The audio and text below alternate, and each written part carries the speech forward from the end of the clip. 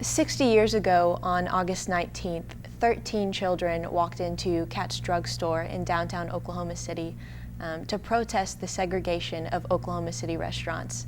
Ayanna Najuma, whose mother was best friends with Clara Luper and who grew up down the street from Ada Lois Scipio Fisher, was 7 at the time, and she joins us today to talk about her experience at the Katz Drug Store sit-in, and actually all of her experiences. You said you sat in for 7 years at places all across Oklahoma City. I did. Started at age 7 and sat in until the Civil Rights Act was passed in '64. All right. So what can you tell me about the events leading up to the first sit-in at Katz Drug Store? You said your mom was best friends with Clara Luper and you took a trip to New York City with her? Yeah, Clara had written a play called Brother President, and she had been invited by the NAACP to come to New York to present the play. Okay. Initially, he just wanted a few of the cast members to come, but anyone who knew Clara, it was all about inclusiveness and not excluding anyone and building the self-esteem of young people. So we took an entire bus with the entire cast to New York City. We took the northern route initially, and once we got to New York, we saw a whole new type of lifestyle and attitude. We were able to eat in restaurants, we were able to stay in hotels. There was no discrimination in New York City, so it was a fabulous time for us there. Right. And was that idea something that you were familiar with, or was that totally foreign since you grew up in a segregated area? Very foreign. Yeah. I mean, you've got here in Oklahoma City colored and white signs. You go into waiting rooms in the bus station, and they're unkept. So it was just a whole different kind of energy in terms of what we now, would consider society to be today, where everyone is equal. Right. And so when you returned to Oklahoma City from this trip, the members of the NAACP Youth Council were motivated to make a change, correct? Well, they were, and Marilyn Luper Hildreth, who is Clara's daughter, very smart woman, was very observant as to what had happened in New York, and had the idea, well, look what happened in New York. If they can do it there, why can't we do it here? But as history would tell us, there was conversations with the city fathers about the role of restaurateurs, and the consensus was that these are independently owned restaurants, and business owners have the right to make whatever decisions they want as it relates to who they allow to eat in their restaurants. So that conversation went on for about 1.5 years before we actually finally went into Katz on August 19, 1958. Okay. And you said that Clara kind of put the kids who were involved through a type of boot camp to prepare for what trials they could face at these sit-ins? Right. Part of the process is being prepared. That was one of her major goals in life. Is preparation is the key to success. Right. And wanted the children to be knowledgeable and prepared for any type of situation that may come up when we sat in. And so we went through this, I call it a boot camp. What do you do under certain circumstances if someone says something to you, if someone spits on you, if someone pours coffee on you, just all these different scenarios that we went through to move the initiative forward. Her whole thing was around, nonviolence, and we studied the concept of Gandhi and Dr. King, and so needless to say, keeping the sit-ins in a nonviolent mindset. Were there other kids you knew who their parents wouldn't let them go to the sit-in because they feared for their safety? Many children. Their parents were afraid that something may happen to them. Change is a very difficult thing. So you not only change in the mindset of the communities or the restaurateurs, but you're also changing the mindset of the African American community as it relates to why would I want to go to a restaurant? I'm very comfortable cooking at home, or why am I worthy? Why do I want to rock the boat, as it were?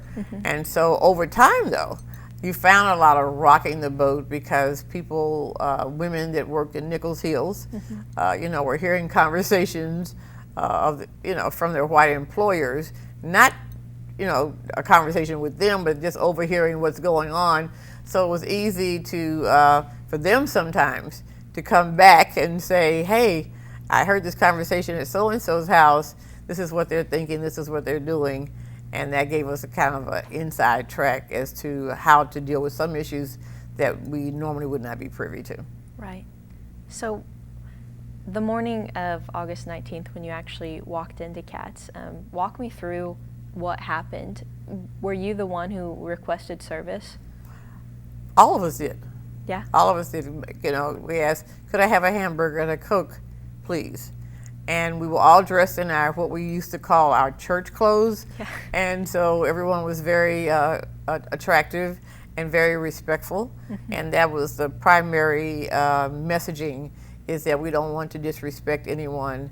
And so if someone says something to you, you just goes over your head, as we had been taught in the boot camp. So everyone was asking for a hamburger and a Coke, and the waitresses were not amenable to serving us. So, there were times they would go to the manager, and the manager would tell us, leave, and we didn't. And then some people, became very familiar with Mrs. Looper's name. So they, Clara, you shouldn't be bringing these kids down here, jeopardizing them. So it's, an interesting conversation when you look back on it, is how people see themselves in society. Yeah. As a matter of fact, in the film Children of the Civil Rights with Julia Clifford, she's the filmmaker, she interviewed one of the police officers in the film that was there during that time frame. And he said, I used to go in the CATS drugstore, but I never noticed that there were no black people sitting there. So totally oblivious to his surroundings, but that's what happens in society many times. You don't notice what's happening around you because some people think it doesn't involve me. I don't want to get involved in that. Right. But there it was. Or it's something that you've grown up with, so you're just used to it. I was actually just talking with, I think it was Bruce Fisher, and he told me a story about two kids who came through the museum and saw the exhibit where it has two water fountains, one for white and one with colored above it, and it didn't even register what it was for. They asked whether the water would come out white or the water would come out if it was colored water. Colors. So he said that's just a testament to how far we've come in society as far as children, right. And not recognizing that. But so whenever you guys all showed up at these businesses, would it be in the morning and you'd stay there until they closed in the evening, and then you just show up the next day? Yes, usually. We always started things off before arriving at the location with I would say, a big rally of sorts, to get you into it's like a team getting ready to play football or soccer or basketball. Yeah. Everybody's got to get all riled up on the same page. And then we went to the different restaurants. Some were, very open, like CATS was on the third day. They were like, we get it, we understand. And so all their restaurants that they owned in the Midwest, really, I think Arkansas, Missouri, a couple other states, they changed their policy. Yeah. I thought in years past, now that I'm older and thinking about it, I said, usually what happens, it takes one to come out.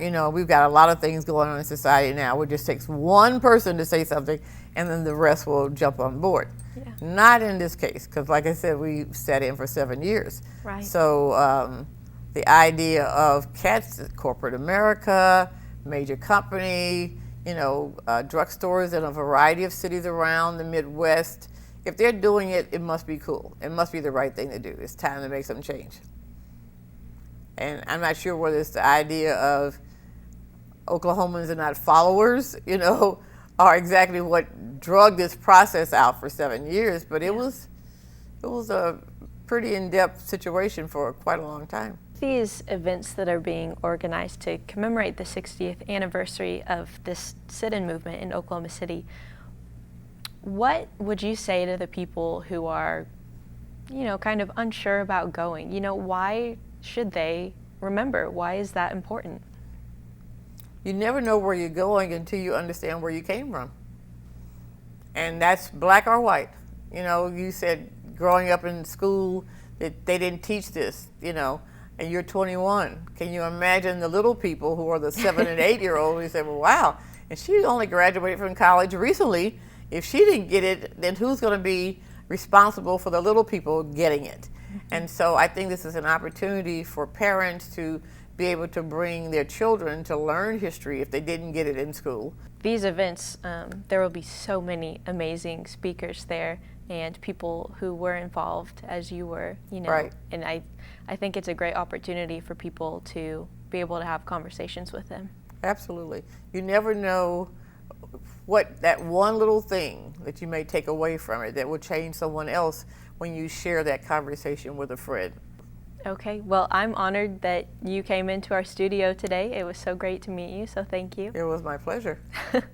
All right, and if you'd like to attend the events, we'll have more details online.